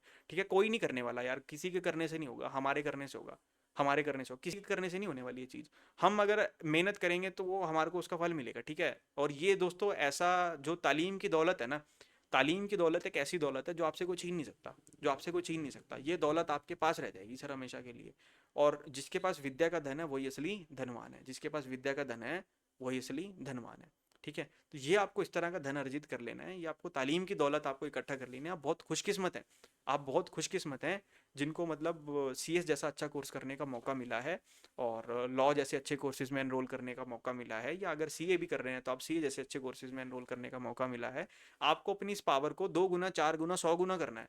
आपको इसको रिस्ट्रिक्ट नहीं करना। आपके पास पावर आ गई, आपको इसको रिस्ट्रिक्ट नहीं करना, 100 गुना, 1000 गुना करना है। एक मैं आपको यहाँ पे छोटा सा एक स्टोरी सुनाता हूँ। एक बार क्या हुआ, एक व्यक्ति था, तो वो ना बाहर, वो ना रो रहा था। उसके घर के बाहर ना बेड, उसके घर के बाहर एक छोटा सा खटिया थी। खटिया, खटिया समझते दोस्तों आप? खटिया मतलब यार वो जो खटिया, मंजा है यार, मतलब पंजाब में उसको मंजा बोलते हैं। है मंजा था, उसके मंजे के ऊपर बैठा रो रहा था। तो स्मॉल बेड, स्मॉल बेड, ठीक है, for south Indian people small bed, small bed जो हम घर के बाहर रखते हैं, खटिया, स्मॉल बेड। स्मॉल बेड के ऊपर बैठा बाहर, ही वॉज क्राइंग, रो रहा था, अंडरवियर में बैठा था, सिर्फ सारे उसके कपड़े वपड़े उतरे थे, अंडरवियर में बैठा रो रहा था, है मैं तो लुट गया, मैं तो बर्बाद हो गया। तो एक दूसरा उसके सामने व्यक्ति है कि भाई तू क्यों रो रहा है, भाई तू क्यों रो रहा है, क्या हो गया? कहता यार चोर आए, सारा घर लूट के ले गए, सारा का सारा घर लूट के ले गए यार, कपड़े भी लूट के ले गए, बता मैं तो अंडरवियर में बैठा हूँ, शुक्र है ये छोड़ दिया, शुक्र है ये छोड़ दिया। तो कहता क्या सारा कुछ लूट के ले गए? तो कहता नहीं, कह रहा सारा कुछ नहीं लूट के ले गए, एक चीज थी जो मैंने संभाल के रख ली, एक चीज मैंने बचा ली। कहता क्या बचा लिया? वो अपने तकिए के नीचे से उठाता है और उसके नीचे निकालता गन। कहता ये देख, ये बचा ली मैंने, ये बचा ली मैंने। तो वो बंदा कहता है अबे गधे, ये जो तूने छुपा के रखी थी ना, अगर ये पहले निकाली होती तो तेरा पूरा घर लूटने से बच जाता। ये जो तूने छुपो के रखी थी ना, अगर इसको पहले निकाल देता तो तेरा सारा घर लुटने से बच जाता। दोस्तों, this is your knowledge, this is what is your knowledge. आप अपनी नॉलेज को तकिए के नीचे दबा के मत बैठना, है ना। कॉर्पोरेट आपको सारा लूट लाट जाएगी, तो आपको अपनी नॉलेज पहले निकाल के रखनी है बाहर। अपनी गन निकाल के चलानी सीखो, उसको छुपोनी मत सीखो। तो तालीम की दौलत एक बहुत बड़ी दौलत है ना। तो वापिस आते हैं दोस्तों अपने टॉपिक के ऊपर। तो आई होप यहाँ तक आपको इसमें काफ़ी क्लैरिटी होगी होगी कि what is forensic audit. Now open your forensic audit handbook. Forensic audit की आप हैंडबुक ओपन करें। थोड़ा सा आज हम सिलेबस का भी एक ओवरव्यू ले लेते हैं, ठीक है। सो चैप्टर नंबर 13। सिलेबस के ओवरव्यू से पहले ना मैं आपको एक इसका फ्लो समझाता हूँ। थोड़ा सा मैं आपको इसका फ्लो समझाता हूँ। पहले फ्लो समझा देता हूँ मैं आपको, किस तरह से हमको फॉरेंसिक ऑडिट पढ़ना है, फिर हम सिलेबस की तरफ आते हैं। तो अपनी ऑडिट इंटेलिजेंस की बुक ओपन कर लीजिए। अब ये बुक दोस्तों आपके बहुत काम आने वाली है। ऑडिट इंटेलिजेंस की बुक आपके काम आने वाली है। तो अब अपनी ऑडिट इंटेलिजेंस की बुक ओपन कर लीजिए। See this is flow of forensic audit and sequence of study। flow of forensic audit and sequence of study। तो अब जब हमारा फोरेंसिक ऑडिट होता है, इसमें भी 3 फेजेस होते हैं। First phase is pre audit, second phase is during audit, third phase is after audit. Audit से पहले क्या करना है, ऑडिट के दौरान क्या करना है और ऑडिट के बाद क्या करना है ना। एज अ प्रोफेशनल हमको ये तीनों स्टेजेस क्लियर होनी चाहिए कि मैं ऑडिट से पहले क्या काम है मेरा, ऑडिट के ड्यूरिंग में क्या करूंगा और ऑडिट के बाद में क्या करूंगा। What I will do pre audit, what I will do during audit and what I will do after audit, है ना। तीनों स्टेजेस मुझे क्लियर होनी चाहिए, तीनों स्टेजेस मुझे क्लियर होनी चाहिए कि मुझे करना क्या है। Step 1, issue identify and data collection. सबसे पहले आप आइडेंटिफाई करेंगे कि क्या इशू है, then you will collect the data. फिर आप उस डाटा से एविडेंस गैदर करेंगे, फिर आप उस डाटा से एविडेंस गैदर करेंगे, आप उस डाटा से एविडेंस गैदर करेंगे। फिर वो एविडेंस गैदर, लेकिन आप एविडेंस गैदर करेंगे कैसे, है ना। आपको सबसे पहले आपको आइडेंटिफाई इशू करना है। इशू आइडेंटिफाई करने के बाद आपको देखना है कि मुझे क्या एविडेंस गैदर करना है। फिर सेकंड क्वेश्चन, मुझे उस एविडेंस को कैसे गैदर करना है, कैसे मैं उस एविडेंस को गैदर करूंगा। फिर मैंने एविडेंस तो गैदर कर लिया, अब उस एविडेंस का मैं करूंगा क्या, ये किस प्रॉब्लम को सॉल्व करता है, इस एविडेंस का मैं करूं क्या। मैंने इसको कलेक्ट तो कर लिया, पर ये मेरे काम कहाँ आएगा। तो ये आपका तीनों काम है प्री ऑडिट। आपको डाटा कलेक्ट करना है, आपको देखना है कि मुझे क्या एविडेंस चाहिए, फिर मुझे देखना है कि उस एविडेंस को कैसे चाहिए, फिर वो एविडेंस मेरे पास आ गया, अब इस एविडेंस का मैं क्या करूं, है ना। तो इसी फ्लो के अंदर हम स्टडी करेंगे। चैप्टर नंबर 13 हम सबसे पहले पढ़ेंगे फोरेंसिक ऑडिट है क्या, डाटा किस तरह से कलेक्ट करना है, क्या एविडेंस लेना है आपको, एविडेंस माने क्या क्या कलेक्ट करोगे, उसके बाद उसका करोगे क्या। तो हम उसके बाद पढ़ेंगे चैप्टर 11 ऑडिट एंड इन्वेस्टिगेशन, फिर हम पढ़ेंगे identify the problems and what to do with evidence, chapter number 10 basic concepts of forensic audit. फिर ड्यूरिंग ऑडिट, ऑडिट के दौरान क्या करना है, डिटेक्ट द फ्रॉड। ऑडिट में क्या करोगे, फ्रॉड डिटेक्ट करोगे ना। सारे एविडेंस आपके पास आ गए, सब कुछ डाटा कलेक्ट हो गया, आप क्या करोगे, फ्रॉड ढूंढोगे। तो इसके बाद हम पढ़ेंगे chapter number 15 fraud detecting techniques. इसी सीक्वेंस के अंदर आपको उसको पढ़ना है। आफ्टर ऑडिट, ऑडिट होने के बाद क्या करोगे, आप रिपोर्ट करोगे। ऑडिट होने के बाद आप क्या करोगे, रिपोर्ट करोगे उसको, जिस भी अथॉरिटी ने आपसे ऑडिट मांगा उसको जाके आप रिपोर्टिंग की फाइल दे दोगे कि हाँ सर ये मेरा ऑडिट हो गया, ये लो पकड़ो फाइल। तो इसके बाद हम स्टडी करेंगे chapter number 12 forensic audit laws and regulations, reporting requirement based on finding, reported requirement based on findings. और थोड़ी सी एडवांस नॉलेज के लिए, थोड़े से टेक सेवी नॉलेज के लिए हम पढ़ेंगे चैप्टर नंबर 14 साइबर फॉरेंसिक्स। तो ये हमारा फ्लो ऑफ स्टडी रहने वाला है। इसी सीक्वेंस के अंदर हम पढ़ाई करेंगे दोस्तों, इसी सीक्वेंस के अंदर हम पढ़ने वाले हैं। फिर आप जिस तरह से हमारा मास्टर इंडेक्स चल रहा है, यहाँ पर भी दोस्तों आप इसको मार्क करते रहेंगे, ये पेजेस नंबर आप यहाँ पे लिखते रहेंगे। आपका काम सिर्फ पेज नंबर लिखना है, सब कुछ लिखा हुआ है, सारे आंसर लिखे हुए, सारे ओपिनियंस लिखे हुए, सब कुछ प्री ड्राफ्टेड है इसके अंदर, सब कुछ प्री ड्राफ्ट, आपको कोई टेंशन नहीं लेनी। ओपिनियन भी ड्राफ्ट करके दे रखे हैं मैंने इसके अंदर, आपको सिर्फ पेज नंबर लिखने हैं। ये काम आपके लिए छोड़ा है, इससे आपकी रिवीजन हो जाएगी। पेज नंबर आप लिखेंगे, आपको पूरी की पूरी बुक का मैप आपके दिमाग में छप जाएगा। तो इस बुक में माइंड मैप भी दिए हुए हैं, इंडेक्स भी दिए हुए हैं, स्टडी फ्लो भी दिया हुआ है, ओपिनियंस भी दिए हुए हैं, लाइब्रेरी सब कुछ है यार, all everything. Open book is all about study material, ठीक है। तो हमें पेपर के बारे में भी डिस्कस करते रहना चाहिए। हमारा बैलेंस्ड अप्रोच है दोस्तों, मैं हमेशा बैलेंस अप्रोच से पढ़ता हूँ कि जब मैं कोई कॉन्सेप्ट को समझना है तो उसको इतना समझना है कि कल को काम आ जाए तो मैं कल को करके दे दूं, कल ही काम आ जाए तो मैं कल ही करके दे दूं। लेकिन जब मुझे पेपर देना है तो फिर मुझे पेपर के हिसाब से भी सोचना है कि पेपर में कितना लिखना है, कितना छोड़ना है, क्या समझना है क्या नहीं, ठीक है ना। पेपर की भी स्ट्रेटेजी साथ साथ फॉलो हो रही है, और जितनी हमें नॉलेज बिल्डिंग करनी है वो भी हमारी साथ के साथ फॉलो हो रही है, वो भी हमारी साथ के साथ फॉलो अप हो रही है, ठीक है जी। तो चैप्टर नंबर 13 से हम यहाँ पे स्टार्ट करेंगे, चैप्टर नंबर 13 से हम यहाँ पे स्टार्ट करेंगे, ठीक है जी। Please open chapter number 13 in your audit intelligence book. Chapter number 13 is the biggest chapter of evidence is for forensic audit, ठीक है। ये सबसे बड़ा चैप्टर है, इसके बाद बाकी सारे चैप्टर छोटे छोटे छोटे छोटे छोटे छोटे हैं, ठीक है, वो सबके फटाफट से हो जाएंगे। तो जो आपका फॉरेंसिक ऑडिट और इंडियन एविडेंस लॉ है, ठीक है, तो पहले मैंने आपको ये सारी स्टोरी बता दी, सब मैंने आपको समझा चुका हूँ कि किस तरह से क्या एविडेंस देना है क्या नहीं देना।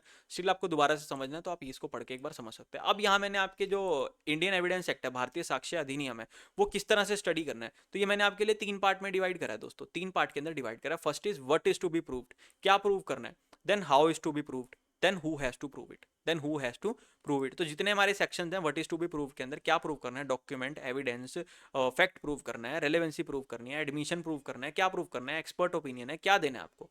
तो पहले आपको देना है कि what is to be proved, क्या प्रूव करना है, तो ये सारे सेक्शन हैं आपके what is to be proved के अंदर। फिर आपको how is to be proved, उसको प्रूव कैसे करोगे, है ना, कि ओरल एविडेंस दोगे, रिटर्न एविडेंस दोगे, तो ये सारे सेक्शन वाइज आपके हैं how is to be proved के अंदर, how is to be prove के अंदर, ठीक है। Then third is your who has to prove, फिर प्रूव करेगा कौन, बर्डन ऑफ प्रूफ किसके ऊपर है, on whom the burden of proof lies. तो ये 3 स्टेप्स के अंदर हम पूरा एविडेंस एक्ट पढ़ते हैं, है ना। हमको क्या कहते हैं, अब यार हम लोग ना अब क्या प्रोफेशनल स्टडी कर रहे हैं, हम लोग क्या कर रहे हैं, प्रोफेशनल स्टडी कर रहे हैं। अब हम ना रोट रीडिंग नहीं कर सकते बेरेक्ट की, चलो भाई आज पढ़ेंगे हम सेक्शन नंबर 2, सेक्शन नंबर 2 ये कहता है, सेक्शन नंबर 2 ये कहता है, सेक्शन नंबर 3 ये कहता है। आपको पता है सेक्शन नंबर 2 3 से ज्यादा कहता है, होगी इंटरप्रिटेशन, क्या नॉलेज भाई, कमाल इंटरप्रिटेशन। देख रहे हो, ये मैं ड्राइंग बना के दिखाता हूँ, सेक्शन नंबर 3 ऐसे बोलता है, सेक्शन नंबर 4 ऐसे बोलता है। भाई गरुड़ पुराण की तरह नहीं पढ़ना होता लॉ को, लॉ को कभी भी गरुड़ पुराण की तरह नहीं पढ़ना, लॉ को लॉ की तरह पढ़ना है, लॉ को बहुत टेक्निकली पढ़ना है। लॉ को स्टेजेस के अंदर, फेजेस के अंदर पढ़ा जाता है कि इस लॉ का इंप्लीकेशन क्या है। इस लॉ की इंटरप्रिटेशन तो समझ गया मैं, एप्लीकेशन भी तो समझनी है मुझे इसकी। कल को मैं सीएस बनूंगा, मुझे लॉ की एप्लीकेशन करनी है। इंटरप्रिटेशन तो मैं करूंगा, एप्लीकेशन आती होगी तो मुझे इंटरप्रिटेशन भी क्लियर होगी। मुझे उसका जब तक एप्लीकेशन नहीं पता, मैं उसका इंटरप्रिटेशन समझ ही नहीं सकता। मुझे पता ही नहीं एविडेंस एक्ट के साथ करना क्या है, मुझे पता ही नहीं एविडेंस एक्ट के साथ करना क्या, तो फिर मैं उसके ऊपर चाहे 10 घंटे लगाऊं, चाहे 100 घंटे लगाऊं, वो 100 घंटे गए पानी में, 100 घंटे गए पानी में। घंटे चाहे 2 लगाओ, घंटे चाहे 2 लगाओ, पर तसल्ली से लगाओ। टेक्निकल टेक्निकल 2 घंटे और रोट रीडिंग के 100 घंटे पे भारी हैं। टेक्निकल 2 घंटे, रोट रीडिंग के 100 घंटे पे भारी हैं। आपको नुक्ता पता होना चाहिए, फॉर्मूला करूंगा क्या भाई मैं, इसका यूज केस क्या है, इसको एप्लीकेशन कहाँ करना है ना। अब मुझे फोरेंसिक ऑडिट के अंदर एविडेंस एक्ट को किस तरह से यूज करना है, क्या प्रूव करना है, ये अलग से पढ़ूंगा, कैसे प्रूव करना है अलग से पढ़ूंगा, किसको प्रूव करना है ये अलग से पढ़ूंगा, ये तीनों चीजें मैं अलग से पढ़ूंगा। किस स्टेज के ऊपर क्या प्रूव करना है ये मैं अलग से पढ़ूंगा। मैं इसके अंदर रोट रीडिंग भी कर सकता हूँ, इसके अंदर मैं रोट रीडिंग भी कर सकता हूँ कि ठीक है आज वो खोलते हैं सेक्शन 12 सेक्शन 13, मैं आपको उसको रामायण की तरह पाठ करके भी पढ़ा सकता हूँ कि ठीक है आज हम पाठ करेंगे, 600 घंटा पाठ करेंगे, 600 घंटे का पाठ है वो यार। बी टेक्निकल 2026 चल रहा है दोस्तों, समय बहुत कीमती, आप पैसे देके भी समय नहीं खरीद सकते, आप पैसे देकर के भी समय खरीद नहीं सकते। तो समय बहुत जरूरी है। जब आप कल प्रोफेशन के अंदर काम करेंगे तो time is your biggest investment. आप वहाँ 600 घंटा लॉ को पढ़ने नहीं बैठेंगे, आप उसके कॉपी पेंसिल पे नोट नहीं बनाएंगे, you have to be technical like this. तो ये मैं आपको अभी से इसकी थोड़ी थोड़ी ट्रेनिंग दे रहा हूँ, इसको मैं आपको अभी से ये चाहता हूँ कि आप इसी स्टेज के ऊपर ये सीख जाएं कि लॉ को टेक्निकली अरेंज कैसे करना है, लॉ को टेक्निकली अरेंज कैसे करना है। दोस्तों कोई भी एक्ट हो, एनी एक्ट एनी लॉ, उसको टेक्निकली जब आप अरेंज एक बार करना सीख जाएंगे, आप उसको धीरे धीरे उसके ऊपर अपनी प्रैक्टिस बना लेंगे, तो आपका कॉन्फिडेंस अलग लेवल पे होगा, आपका कॉन्फिडेंस अलग लेवल पे होगा। आपको हर एक लॉ को 3 स्टेजेस के अंदर डिवाइड करना है कि इस काम को करने से पहले क्या करना है, इस काम को करने के दौरान क्या काम है, और इस काम को करने के बाद क्या काम है। ये हर जगह यूनिवर्सली एप्लीकेबल है ना। आपको कन्वर्जन करना है, फॉर एग्जांपल आपको कन्वर्जन करना है किसी कंपनी का प्राइवेट टू पब्लिक, तो कन्वर्जन से पहले क्या करना है, कन्वर्जन के ड्यूरिंग क्या काम है, और कन्वर्जन के बाद क्या काम है।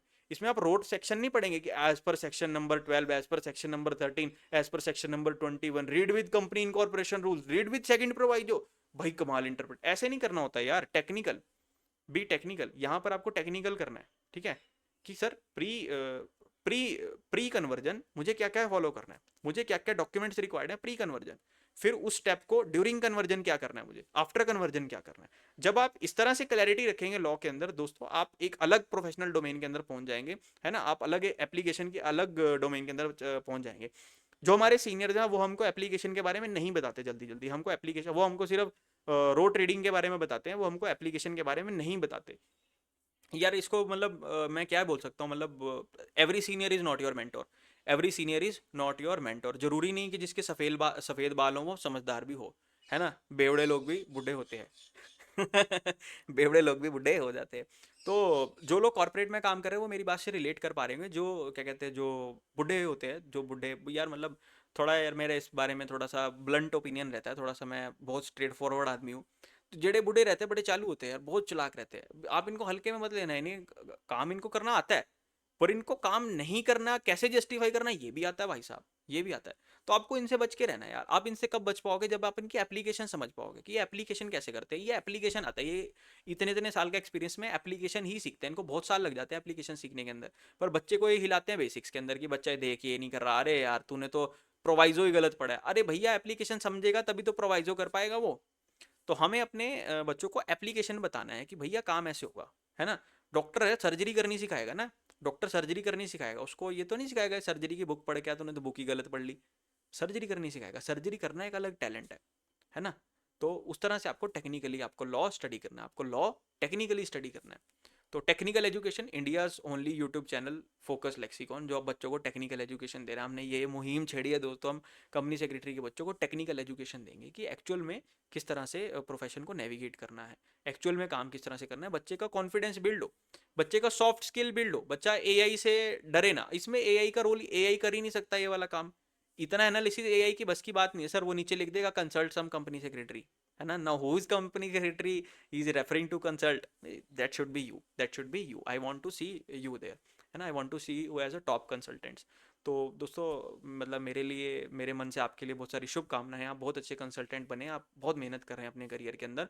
अगर आपने इतने गट्स हैं आपके अंदर कि आप अलग सब्जेक्ट चूज कर सकते हैं और आप इस लॉबी के अंदर आ गए हैं, तो बिल्कुल सर हम अगले यार 50 साल हमारे हैं, हम बिल्कुल मिल बांट के काम करेंगे। आपका सर भी प्रोफेशन में, हम भी प्रोफेशन में, मिल बांट के काम करेंगे, कोई दिक्कत वाली बात नहीं है। हम लोग बैठे हैं प्रोफेशन में, कोई ऐसी टेंशन वाली बात नहीं है। हमें इसको प्रोफेशन को एक यूनियन बनाना है यार, ऐसी यूनियन बनानी है कंपनी सेक्रेटरीज की, मतलब पैन इंडिया को चैलेंज ना कर सके। आप समझ रहे हो मेरी बात।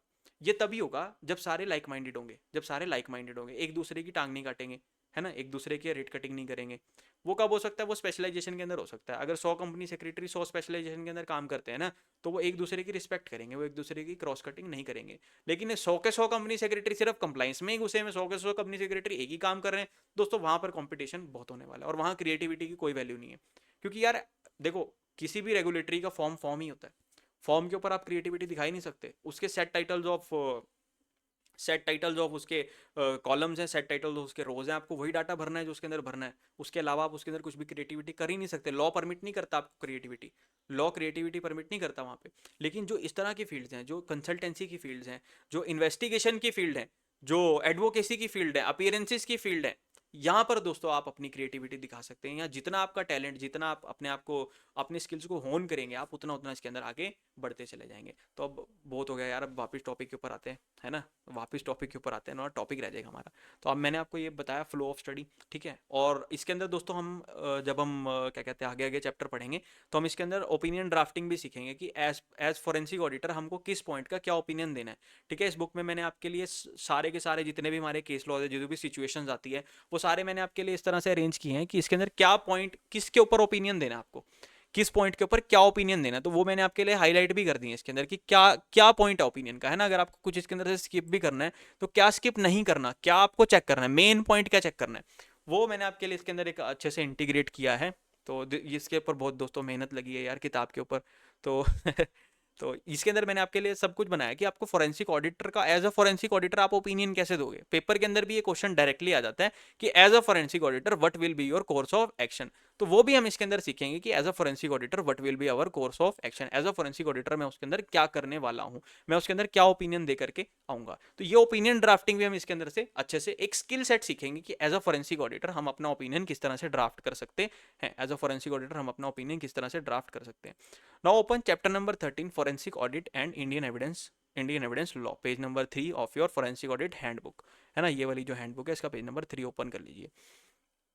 तो इसके अंदर मैंने सब कुछ आंसर फॉर्मेट के अंदर अरेंज किया है। सबसे पहले meaning of forensic audit and role of Bharatiya Sakshya Adhiniyam 2023। Meaning of forensic audit is a specialised audit applying accounting, investigative and legal skills used to examine and evaluate the financial information for legal proceedings increasingly important in cases of financial fraud, corruption, bribery, embezzlement, bankruptcy fraud, white collar crimes. What is the objective? Objective is to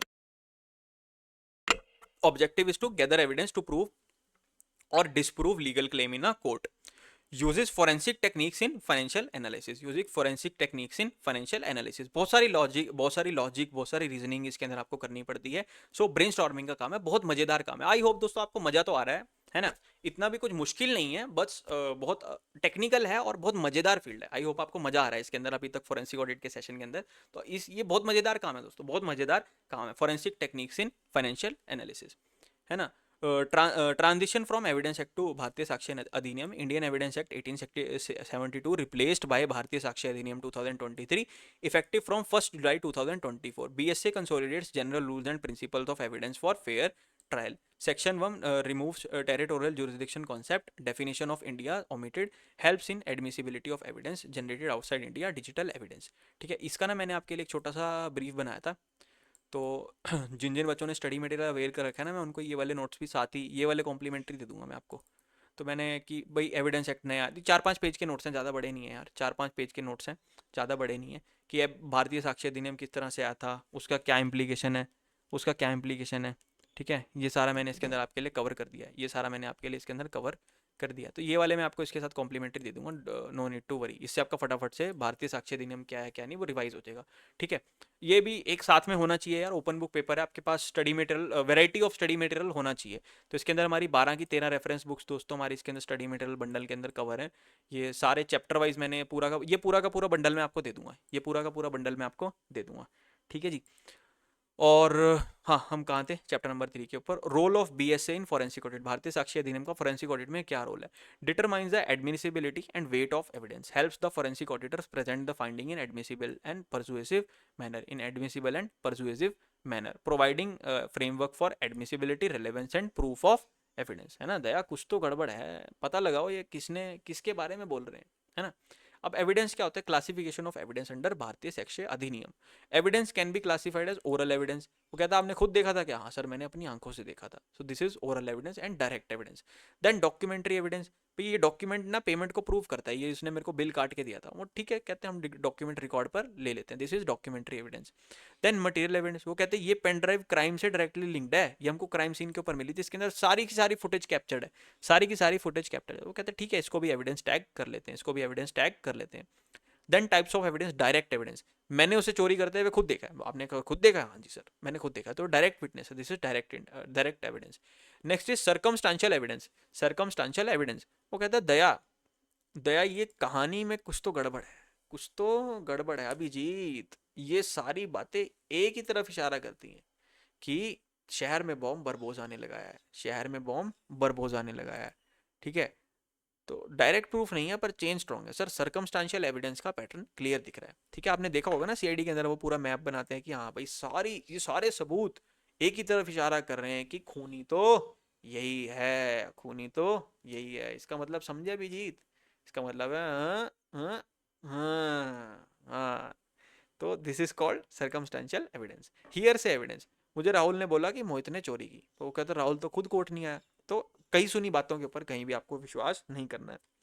then rule, evidence must be relevant and admissible. Evidence तभी चलेगा जब relevant हो और admissible हो। Yes sir, proof proper proof submitted है तभी चलेगा जब वो रेलेवेंट और एडमिसिबल हो। Electronic and digital evidence, electronic and digital evidence, email भी एविडेंस होता है, डिजिटल एविडेंस एडमिसिबल है। भारतीय साक्ष्य अधिनियम डिजिटल एविडेंस को रिकॉग्नाइज करता है, डिजिटल एविडेंस को रिकॉग्नाइज करता है। Next is evidence includes information given electronically, allows appearances of witnesses, accused, expert, victims through electronic means। Yes sir, मैं वीडियो से टेस्टिफाई कर रहा हूँ, विटनेस ऑनलाइन अपीयर भी कर सकता है। अगर कोई वीडियो से टेस्टिफाई कर देता है तो that is also called electronic evidence. Electronic digital records have same legal effect as document. जितने भी आपके इलेक्ट्रॉनिक रिकॉर्ड्स हैं, जितने भी आपके ई रिकॉर्ड्स हैं, they are at par with your with your physical documents, they are at par with your physical document, subject to कि वो सब कुछ वेरीफाइड होने चाहिए, सब कुछ ऑथेंटिक सोर्स से आपने फैच किए होने चाहिए। Secondary evidence expanded to include mechanical copies compared with original, counter parts of document, oral documents, matching hash value of the original record. तो ये मैंने आपको बताया कि ओरिजिनल और डुप्लीकेट कॉन्ट्रैक्ट को हम किस तरह से आइडेंटिफाई करते हैं। ये सिर्फ अभी मैंने आपको एडोब पीडीएफ के साथ बताया, लेकिन इसके बहुत सारे क्या कहते हैं टूल्स रहते हैं, बहुत सारे ट्रिक्स रहते हैं। तो जब आप किसी का अकाउंटिंग डाटा भी वेरीफाई कर रहे होंगे तो उसके भी मल्टीपल सोर्सेज मल्टीपल सर्वर्स रहते हैं। तो कौन सा सर्वर ओरिजिनल है, कौन सा सर्वर उसका क्या कहते हैं सेकंड यूजर सर्वर है, वो सब आप उसके अंदर चेक करेंगे तो आपको समझ में आ जाएगा। यार इट्स नॉट दैट डिफिकल्ट, जितना आप समझ रहे हो उतना डिफिकल्ट है नहीं, बहुत आसान है, मजा आएगा आपको इसके अंदर। ठीक है जी।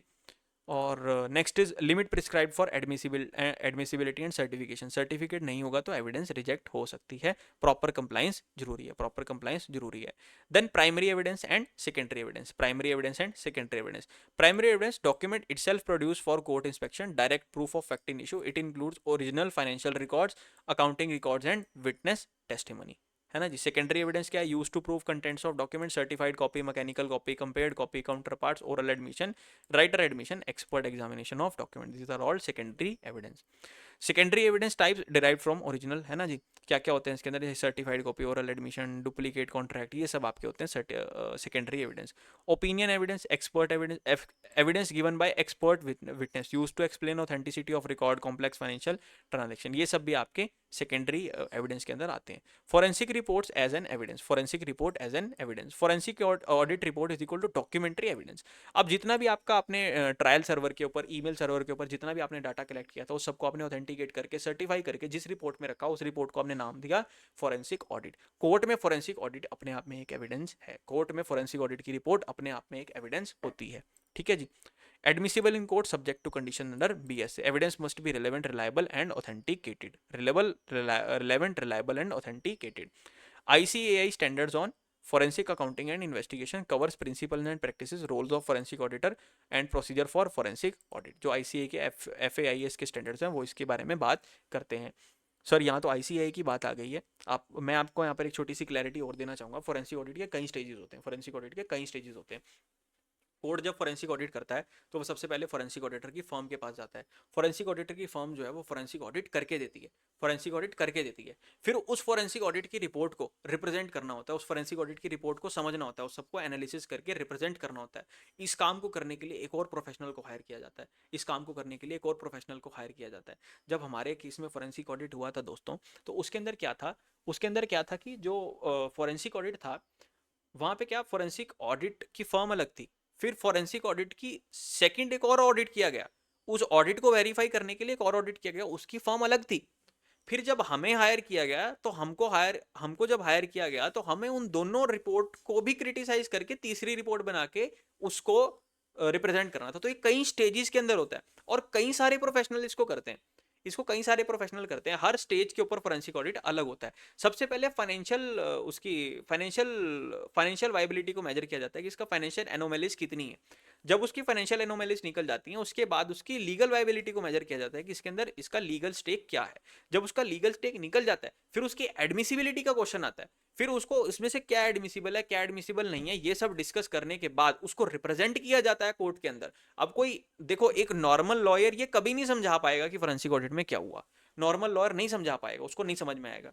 ये कौन समझा सकता है? कंपनी सेक्रेटरी समझा सकता है। उसको फाइनेंस भी समझ में आ रहा है, उसको लॉ भी समझ में आ रहा है। उसको फाइनेंस भी समझ में आ रहा है, उसको लॉ भी समझ में आ रहा है। तो कई स्टेजेस के अंदर दोस्तों फोरेंसिक ऑडिट होता है। It's not a isolated job, it's a whole set of team work. तो इसके अंदर बहुत मतलब आपको बहुत अच्छा एक्सपोजर इसके अंदर मिलने वाला है। ठीक है जी। Next is burden of proof. Burden of proof lies on the party bringing the case. जो भी केस लेके आता है उसी के ऊपर उसको प्रूफ करने का बर्डन भी होता है। बर्डन में shift during the trial based on evidence. Importance of BSA ensures evidence is reliable, admissible and relevant. essential tool for administration of justice in India. Forensic audit crucial in detecting financial fraud and white collar crimes. In detecting financial fraud and white collar crimes. तो I hope दोस्तों आपको एक अच्छा एक idea लग गया होगा कि किस तरह से फोरेंसिक ऑडिट है। If you like the video then do subscribe to this channel. Also recommend this channel to your friends who wish to pursue their career in forensic audit. आप अपने सभी दोस्तों को ये रेफर कीजिए। एक नई फील्ड बनाए, एक स्पेशलाइज फील्ड बनाए। ये पेपर बहुत स्कोरिंग भी है दोस्तों, बहुत स्कोरिंग पेपर है, बहुत स्कोरिंग पेपर है।